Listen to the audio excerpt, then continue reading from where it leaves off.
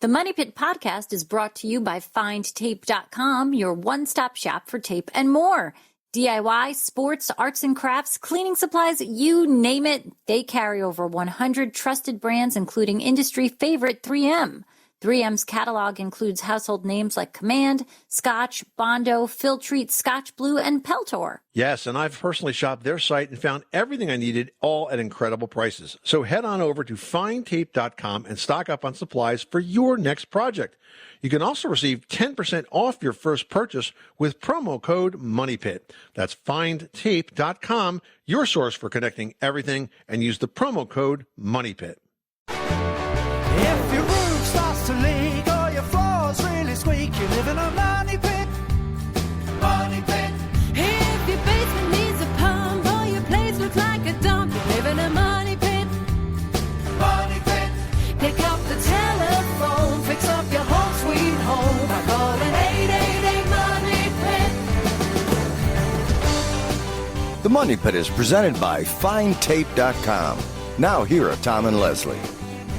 Coast to coast and floorboards to shingles, this is the Money Pit Home Improvement Show. I'm Tom Kreitler. And I'm Leslie Segretti. What are you guys working on? If it's your house, you're in exactly the right place because that's what we do. We help you improve your home. We help you solve DIY dilemmas. We help you get ready for things that are happening. Like right now, you're probably getting ready for the big Halloween coming up here in just several days, I guess.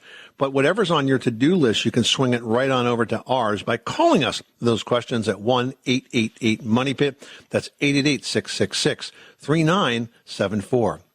Just ahead on the Money Pit, big winter storms can leave a lot of obvious structural damage in their wake, but there can also be hidden damage that turns into big expenses later on. We're going to share some tips on how to check your house for damage, both visible and invisible. And now that it's fall, clogged gutters are common and might seem like a small issue, but they can actually lead to serious and costly damage. We're going to break down 8 reasons why regular gutter cleaning is crucial for your home. And if you guys love to take on home improvements over a weekend, but you know that some of them can take a month of weekends to get done, we're going to share some that can easily be knocked out in a day or two. We've got a few all-in-one weekend projects that you can fit between Saturday morning coffee and Sunday dinner. We will list them out. All right, but first, do you feel like you're in a constant game of tug-of-war with your house? And your house is winning? Well, we are here to help you take back the lead. From advice to answers to hot new products, we're your one-stop shop for all things DIY. So reach out to us right now with your questions. That number is 1-888-MONEYPIT. That's 888-666-3974. Or better yet, for the quickest possible response, go to moneypit.com/ask, click the blue microphone button, and hit send. Your question will come right to us so we can get back to you ASAP. So let's get started. Leslie, who's first? Peggy in Louisiana is on the line with a concrete question. What can we do for you today? Well, we have a slab concrete bottom, and it's built up with the board skeletons, and it's covered with vinyl siding. And being in Louisiana, it rains a lot, and the rain comes on the porch to where it's eating the inside wall, which is wooden on the bottom.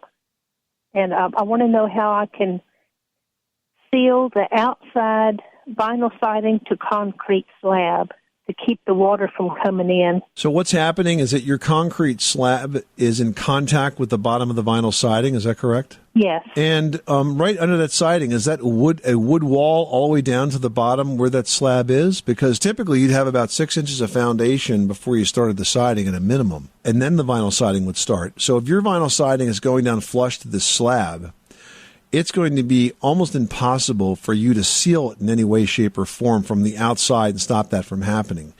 Your only chance would be to take the siding off and then to install some flexible flashings. There's different types of flashing that you can use. There are rubberized flashings that are very good because you can basically form them wherever you need to get that entire area as tight as you possibly can, and then put the siding back on top of that. Siding itself, especially vinyl siding, if you were to caulk that or anything of that nature, it's not really designed to seal in that way. So I feel like you're just going to be kind of running yourself in circles there. And while it could stop to some extent or slow down, at least temporarily, that leakage that you're reporting, the only way to really fix that And to get to the bottom of it is to pull that siding off and to flash it. And we're only talking about the bottom of the siding here, not all the siding on the house.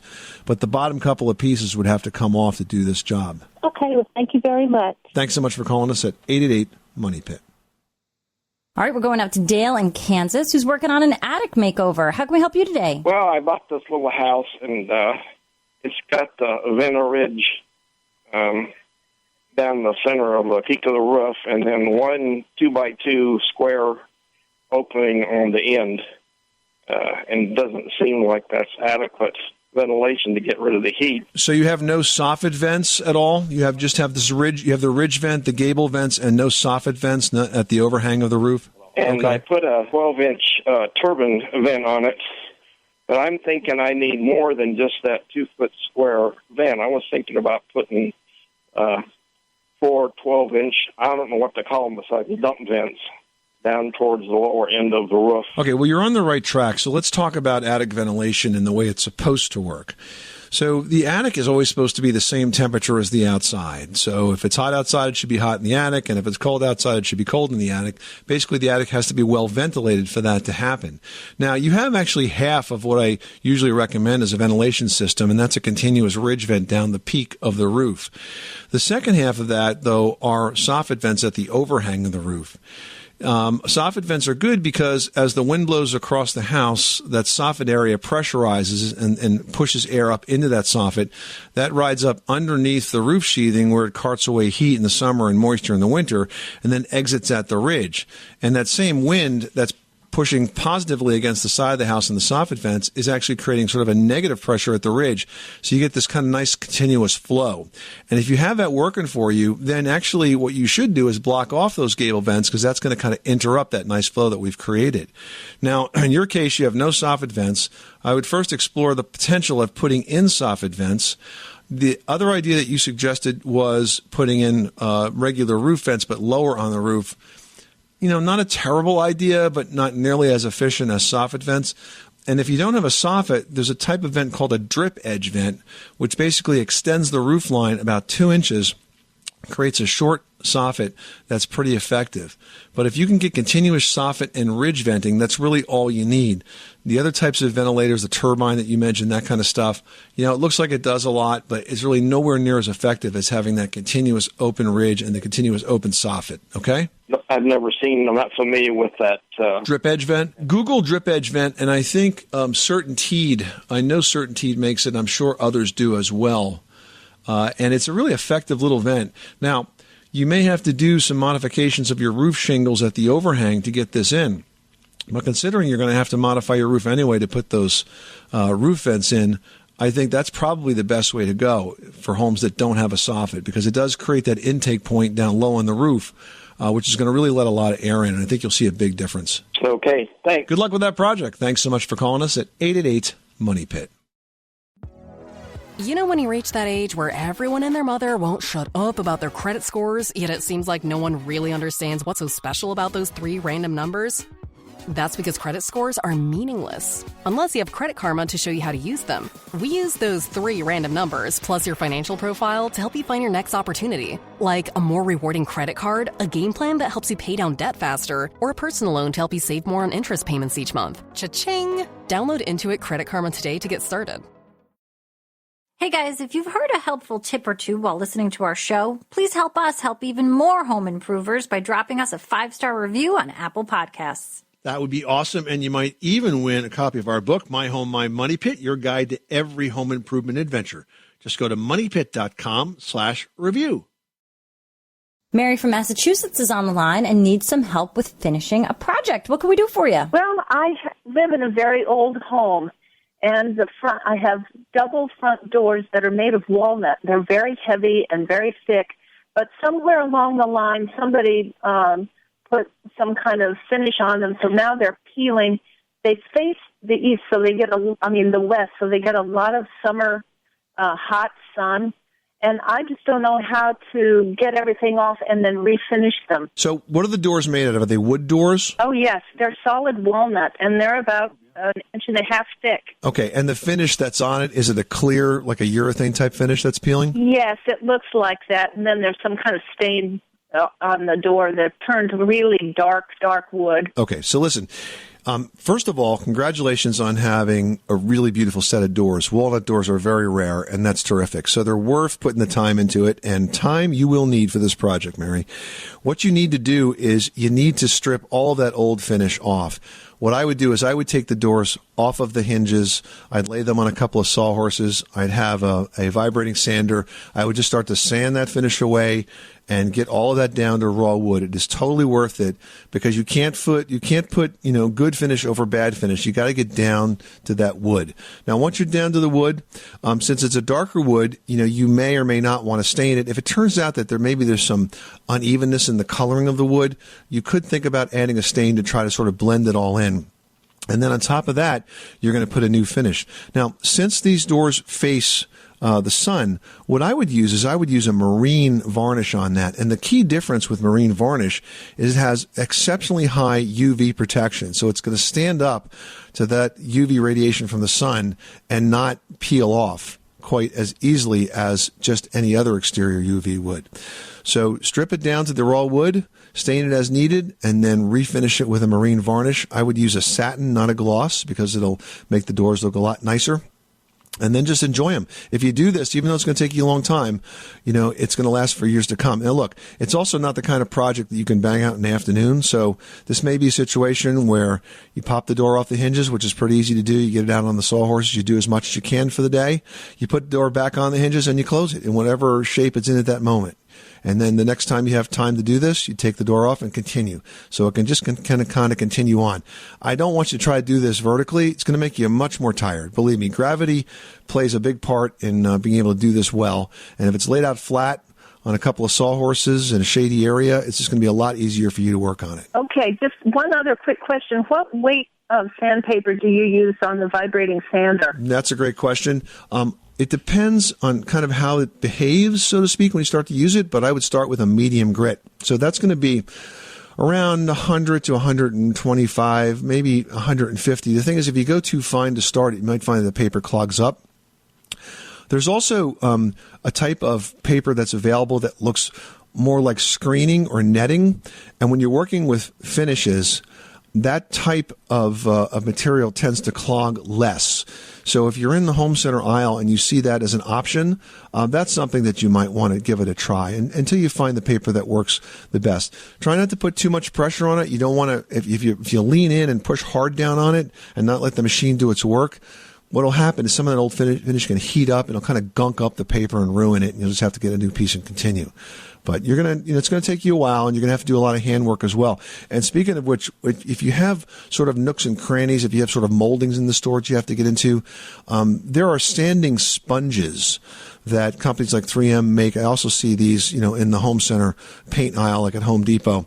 And these sanding sponges, I really like them because they're squishy, but they're abrasive. So you can actually crush it up against that uneven molding, press it in there, work it up and down, and it does a good job. Okay? Oh. Okay, because there is molding in it.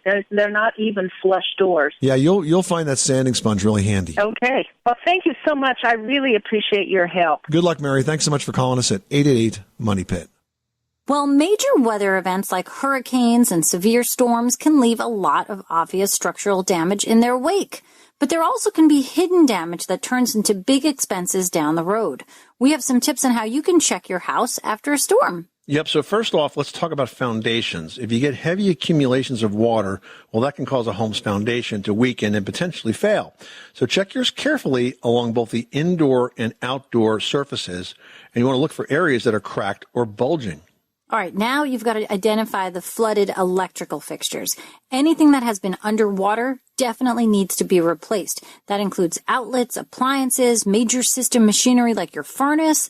Contaminants in that water can damage all of the sensitive components, and that can lead to malfunctions and even electrical fires. Now, here's a big one. High winds. They can also take quite a toll on the outer skin of your house and leave damage in a lot of areas. So you want to check out every side of your house from the ground and check for loose siding, loose metal trim, look at those soffits. Give special attention to your roof, too, because driving rain can push up under roof shingles and cause leaks.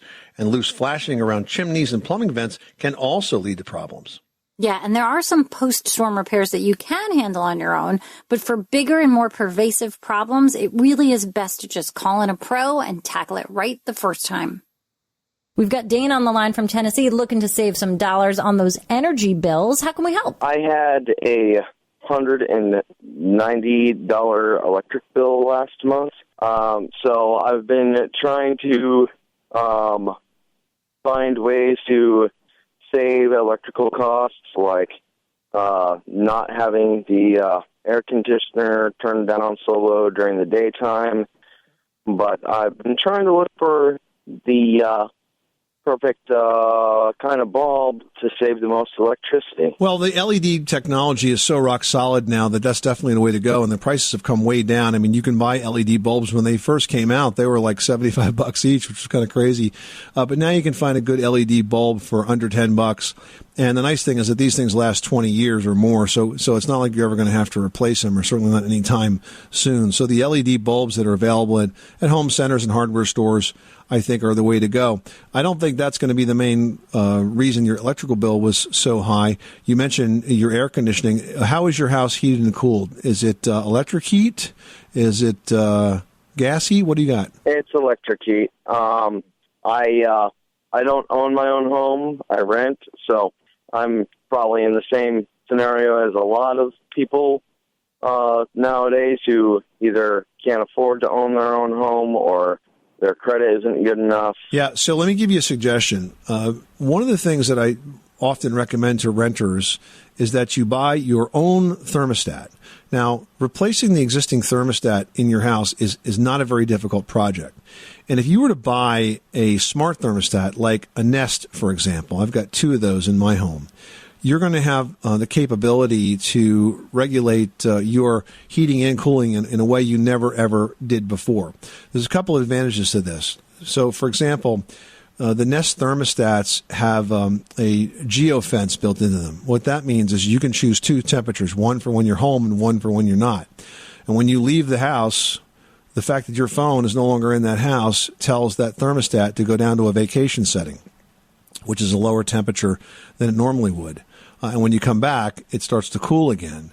You can also set schedules, and it also has a motion detector built into it so that if there's no action in front of the thermostat, it also can go into vacation mode. So these smart thermostats today give you all sorts of ways for you to save energy. And it's such a simple installation that when you move out, you could replace the old thermostat and take this with you to the next apartment or the next house and then hook it up there. There's only one issue with that.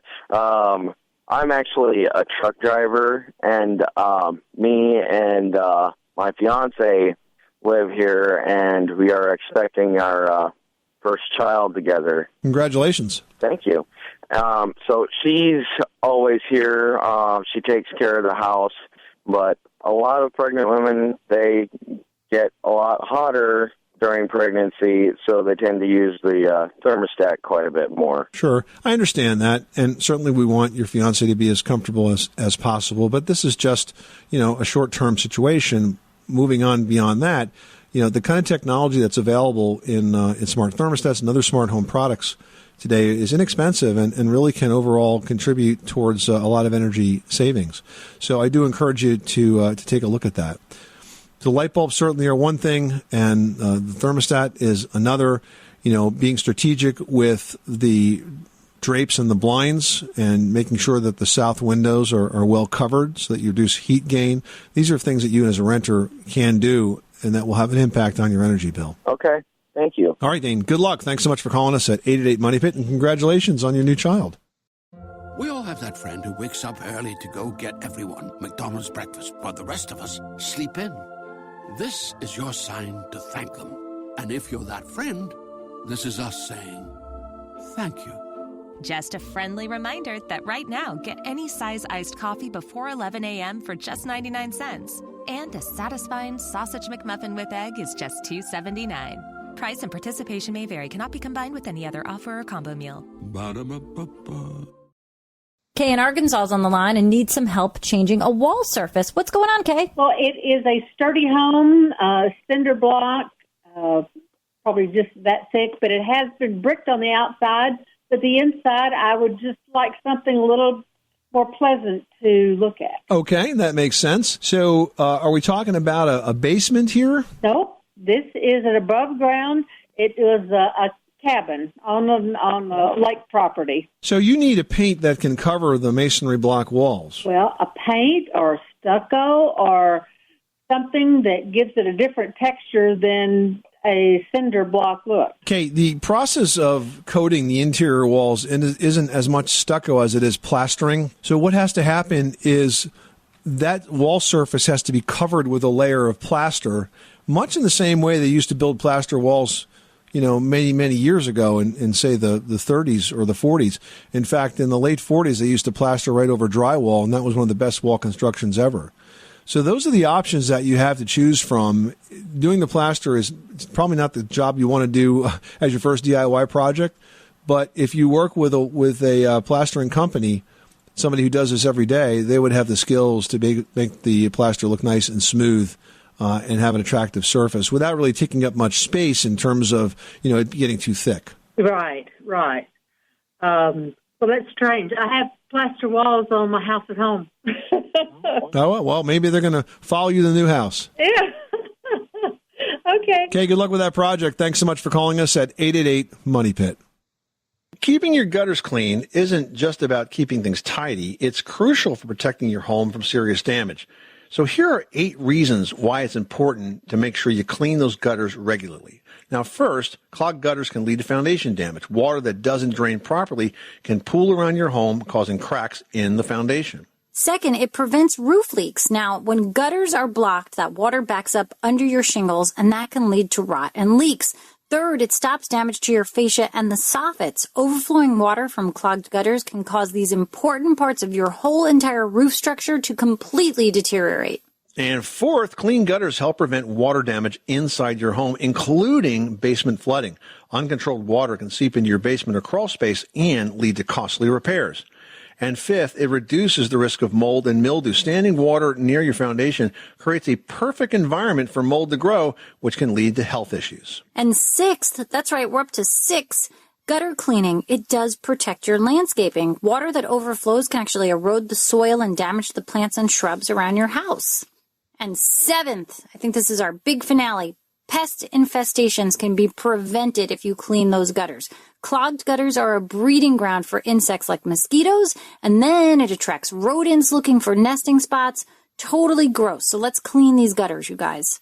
And finally, clean gutters extend the life of your gutters themselves. By reducing the weight and the strain of trapped debris, you prevent sagging and premature wear. So keep those gutters clean, and you're going to protect your home from expensive repairs, avoid health risks, and even save your landscaping. Scott in Missouri's on the line needing some advice on a rental property. How can we help you with that? I've inherited some rental properties from my late father.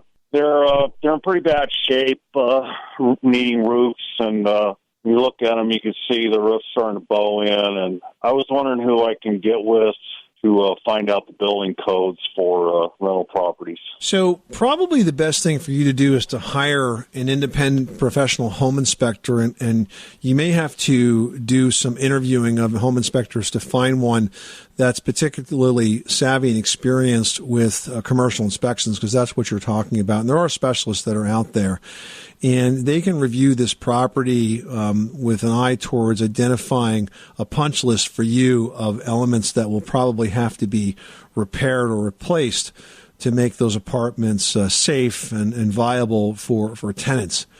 You know, if you go the route of having contractors do these inspections, you're basically, letting the mouse into the cheese house, so to speak, because they're just going to find stuff they want to sell you to fix. You know, see what I mean? Yeah.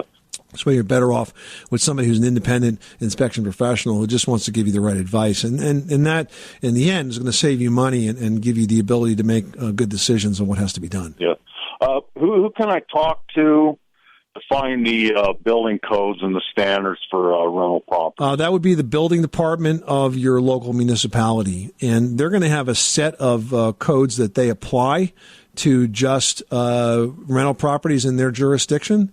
And it's not necessarily going to be up-to-date building code, the same code that you would have if it was, say, a new construction. They're going to have some safety codes that they're going to want you to apply to your house. So we're talking about things like in an apartment, making sure that the windows operate so you can get out in the event of a fire, and making sure you have smoke detectors and covering every bedroom, and making sure you have a carbon monoxide detector and things of that nature. So they're going to have a set of standards for their area. You need to get that list from the building department, but to the many bigger areas that could need repair or replacement, that's what a home inspector could help you with. And you can find one by going to the website for the American Society of Home Inspectors at ASHI.org, ASHI.org. Okay, great. Well, I appreciate the information. You're welcome. Good luck with that project. Thanks so much for calling us at 888-MONEY-PIT. Now we've got Louise on the line who's got some mystery stains on a mailbox. What's going on? Okay, I have a brick mailbox, and it seems to have salt deposits leaking through the outside of it. Is it in the way of a lawn sprinkler by any chance? No, it isn't. Because often what happens is if it gets groundwater splashed on it, and that can happen if you have sprinklers and wells, a lot of mineral salts in there that will dry and basically adhere to the outside. What's happening here is you are seeing some sort of mineral deposits, and you're going to have to clean it. And the best way to clean it, believe it or not, is to mix up a vinegar and water solution, because vinegar melts the salts. Wow. So you can, mix them up in a bucket, splash it down, with a nice soft bristle brush, scrub it, and that should make those disappear. They may come back. But the other thing that you could think about doing once it gets nice and dry and clean is to apply a masonry sealer to it. And if you use a silicone-based masonry sealer, you want to get one that's vapor permeable so it doesn't trap the water underneath the sealer surface and still lets it breathe and stops it from cracking and chipping. But that should slow down the showing up of any additional salt stains. Well, thank you so much. I'll do that. All right, Louise, thanks so much for calling us at 888-MONEY-PIT. Well, if you love to take on home improvements over the weekend, you know that some of them can take a month of weekends to get done, but some can easily be knocked out in a day or two. So here's a few all-in-one weekend projects that you can fit in between Saturday morning coffee and Sunday evening dinner. All right, first up, you can paint your tub or your tub surround. We owe a lot to our tubs, good hygiene for one, so there's no reason you shouldn't give yours a little TLC. Now, the problem is most tubs get so grungy over time that no amount of scrubbing is going to make them shine. So the answer is tub and tile refinishing kits. They contain everything you need to repaint ceramic, porcelain, and fiberglass, or even steel or acrylic tubs. You want to look for epoxy-based kits for maximum durability.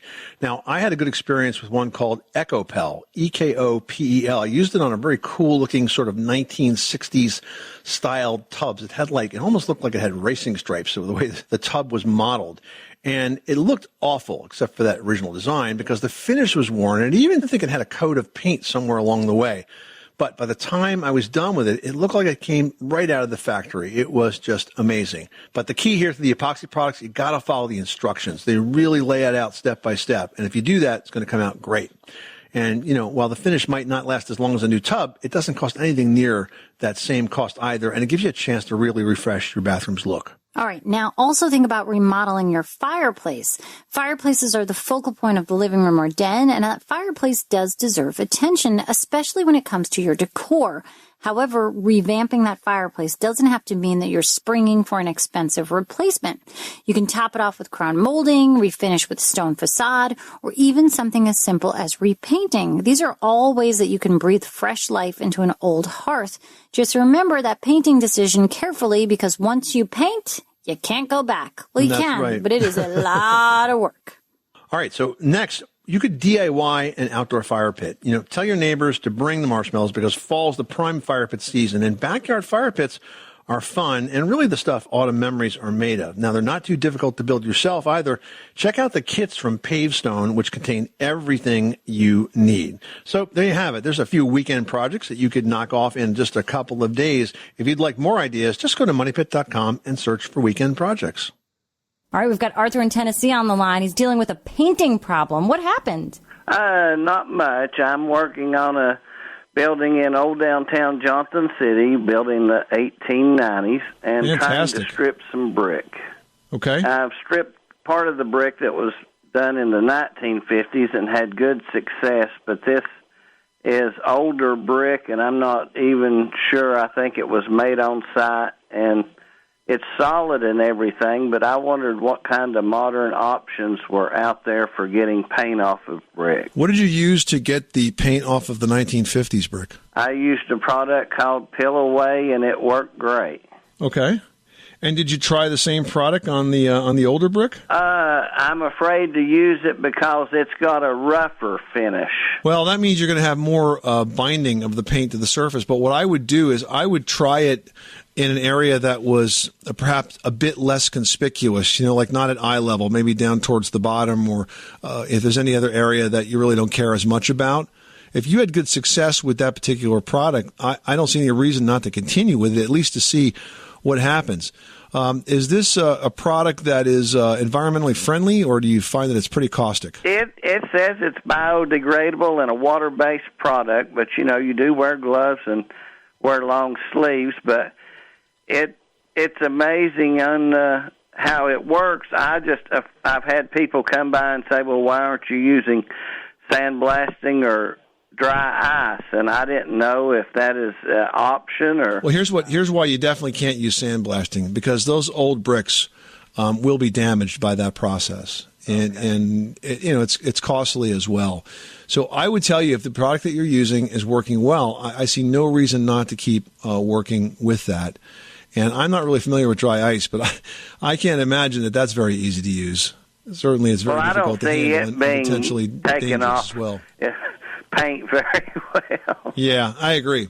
I'd stick with what you're working on. If you got concerns about it, I would definitely try an inconspicuous area, whether that's the back of the building or the bottom of the building, someplace that you don't care about as much. We always give that advice when you're using a product like this, and then just go on from there. Okay. Hey, I really appreciate it, and I love your guys' show. Well, thanks, Art. Good luck with that project, and congratulations. It sounds like it's going to be a really beautiful building when you're done. Jesse in Florida wrote into Team Money Pit saying, I'm about to put my house on the market. How can I find out what is required for a certificate of occupancy on my home so that I can make any required repairs or upgrades before the home changes hands and before any home inspection is performed? Well, you ought to be checking with your local municipality, your town, because if there is a certificate of occupancy, they're going to tell you exactly what they require. It's not like they require you to bring everything in your house up to modern building code, because that's unreasonable, but they're going to probably require doors and windows to operate and smoke detectors to operate and that sort of thing. So check with them first. You can also ask your realtor, because they deal with this every day. And if you're concerned about the condition of property, get a home inspection done yourself. Hire your own home inspection, because this way you'll find out how the house shows in the eyes of a professional home inspector, and you can address any issues before a buyer is involved. All right, now we've got Darlene in New York asking, did you say that a pasty mixture of salt, vinegar, and baking soda is good for polishing brass? Not exactly. It's actually salt and it's actually salt and lemon juice, and it can be used on both brass and copper. You want to make sure you use real lemons, not bottled lemon juice. Leslie, when the kids are small, we like to get those souvenir pennies when we go to different places, squished flat. And so Dad's job when we would go to dinner would be to grab the lemon from, the nearest iced tea glass and the salt shaker and make up a paste and polish it up real bright and shiny. They always got a kick out of that. But you know what, guys? We have a lot of recipes for natural cleaning products just like that you can make yourself on moneypit.com. They're also featured in my new book, Home Maintenance for Dummies, which you can check out at moneypit.com/dummies. So here's a couple of examples. Mildew remover. You can brew up a strong thyme tea, and alternatively, you could use equal parts white vinegar and salt to strip mildew away. Then you've got a sink and toilet bowl cleaner. Just create a paste using baking soda or borax and a little squeeze of lemon juice. You can create a more abrasive cleaner using baking soda or borax alone. And then furniture polish. Just mix a half a cup of lemon juice to 1 cup of olive oil, and away you go. Everything will be shiny and safe at the same time, because you made all these cleaners yourself. All right, good tips. Enjoy that cleaning, Darlene. Well, there's a reason the season is called fall, and Leslie has tips on how to handle getting rid of all those leaves in today's edition of Leslie's Last Word. Leslie? That's right. Fall is upon us, and with all of those leaves fallen from the trees, have you ever noticed that many people like to burn the leaves? Burning them is not necessarily the best idea, as flames can, very easily spread. Plus, you're giving up the nutrients that those leaves have in them to help feed your yard. Now, a safer option is to toss those leaves into a compost bin to nurture flowers and veggie gardens come springtime. If your lawnmower is suited for mulching, you can actually run it over all of the leaves, and the chopped up pieces of the leaves are going to help feed your grass as it kind of remains dormant throughout the winter months. And of course, if your town offers leaf pickup, you may be able to just kind of rake them all off to the curb. But here's a trick for that. Drag the tarp to the street and then dump those leaves. It's going to make that job go a lot quicker, and you're not going to be sort of raking piles, moving one pile, moving another pile, and kind of do it all at once. So whatever you do with your leaves, let's have a beautiful autumn season. Well, fall is definitely the start of the busy season for plumbers as well, because with all that holiday cooking and cleanup, your pipes definitely suffer the consequences. On the next edition of Money Pit, we're going to share how to avoid a costly emergency call to the plumber and keep the water flowing. I'm Tom Kreitler. And I'm Leslie Segretti. Remember, you can do it yourself, but you don't have to do it alone.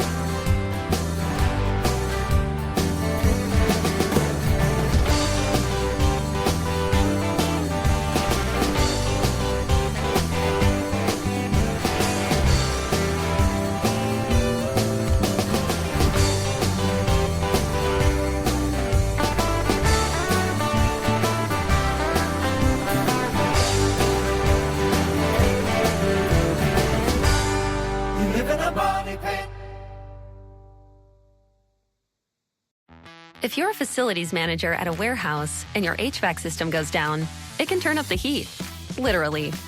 But don't sweat it, Grainger has you covered. Grainger offers over 1 million industrial-grade products for all your operations, including warehouse HVAC maintenance. And even better, they offer access to experts and fast delivery, so you and your warehouse can both keep your cool. Call 1-800-GRAINGER, click Grainger.com, or just stop by. Grainger, for the ones who get it done.